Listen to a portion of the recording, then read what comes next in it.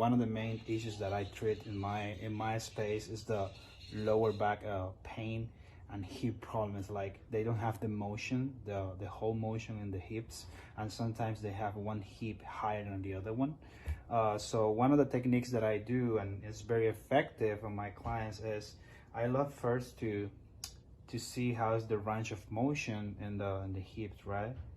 So I do like a couple stretchings and I see how far the clients can go. In this case, she has a really good flexibility, but for sure you're going to have like clients that they are going to be here, and it's because their quads and their hips are very tight.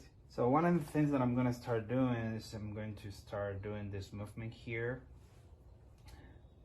to see how is the range of motion in her hips. It's pretty good, but you're going to have clients that they are going to be here, and that's is because the muscles in the glute muscles are very tight, so we need to work in those muscles. So one of the things that I love to do, I love to put my elbow, so find the spot that is tight, and when you find it there, I love to hold it there.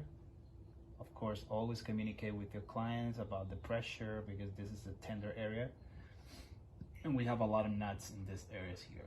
So one of the things that I love to do this movement here, because you're going to create more pressure in the nuts, and it's allow you to release the area quick and to give more range of motion. I call this mobilization, so I love to mobilize the muscles, the glute muscles, and just communicate with your client and say like, take a nice breath.